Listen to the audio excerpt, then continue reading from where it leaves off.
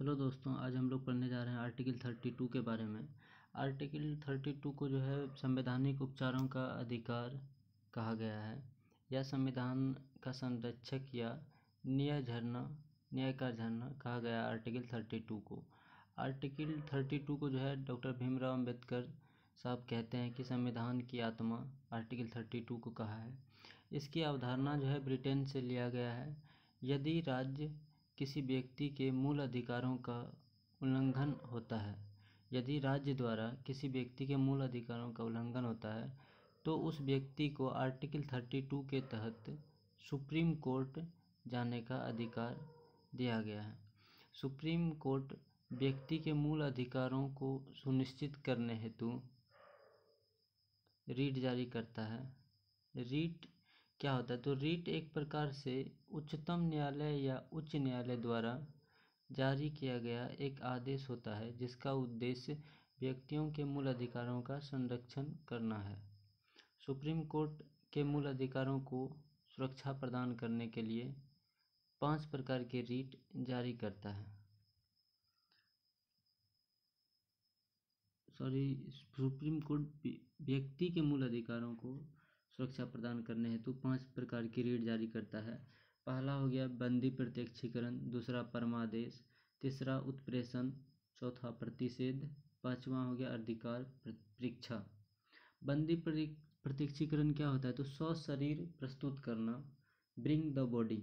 जब किसी व्यक्ति को गैर कानूनी तरीके से हिरासत या जेल में रखा जाता है तो सुप्रीम कोर्ट उस व्यक्ति की रिहाई के लिए यह रीट जारी करता है। बंदी प्रत्यक्षीकरण का उद्देश्य क्या है? तो अनुच्छेद 21 के तहत प्राण व दैहिक स्वतंत्रता का संरक्षण करना है। नोट, इसमें मुख्य चीज क्या हो जाएगा? यह जो है निजी व्यक्ति तथा लोक अधिकारी के विरुद्ध जारी किया जाता है। इसके अपवाद में पहला हो जाएगा अगर व्यक्ति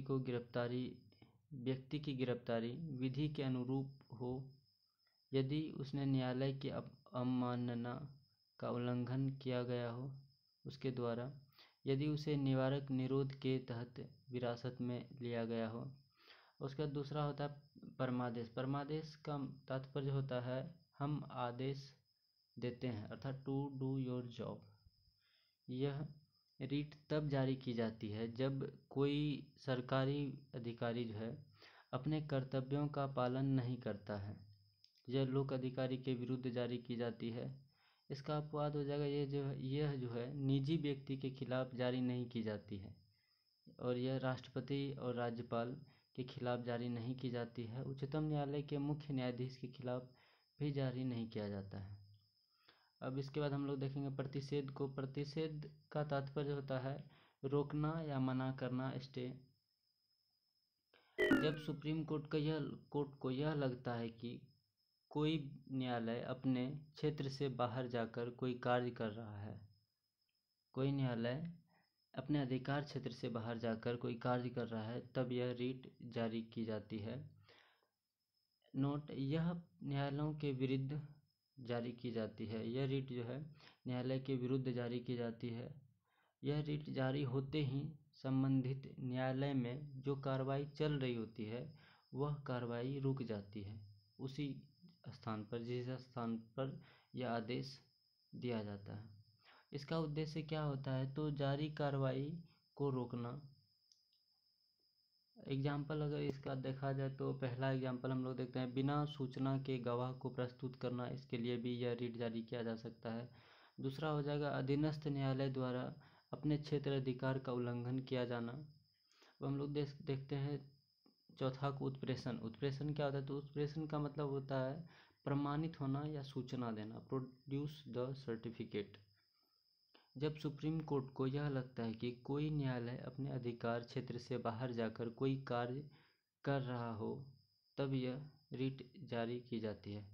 प्रतिषेध और उत्प्रेषण में यह कॉमन है जो हम लोग अभी देखे हैं। यह उसके बाद इसमें उत्प्रेषण में कुछ खास अलग से भी जोड़ी गई है जिसमें क्या आता है, यह रीट जारी होते ही अधीनस्थ न्यायालय में कार्रवाई जो है उसी समय रुक जाती है और वह मामला सुप्रीम कोर्ट अपने पास मंगवा लेता है और निर्णय का खंडन कर देता है। इसका उद्देश्य है जारी कार्रवाई को रोकना तथा निर्णय का खंडन करना। प्रतिषेध और उत्प्रेषण जो है, रिट सिर्फ न्यायालय के विरुद्ध ही जारी की जाती है। उसके बाद अधिकार परीक्षा क्या होता है? तो अधिकार परीक्षा जो है आपका अधिकार बतलाता है कि क्या है अधिकार। यह रिट जो है सुप्रीम कोर्ट के द्वारा तय की सुप्रीम कोर्ट के द्वारा तब जारी की जाती है जब कोई व्यक्ति को गैर कानूनी तरीके से कोई सरकारी पद प्राप्त कर लेता है।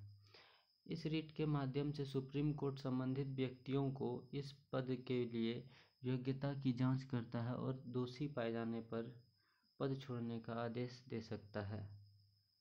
इसका संबंध जो है केवल लोक पद से है।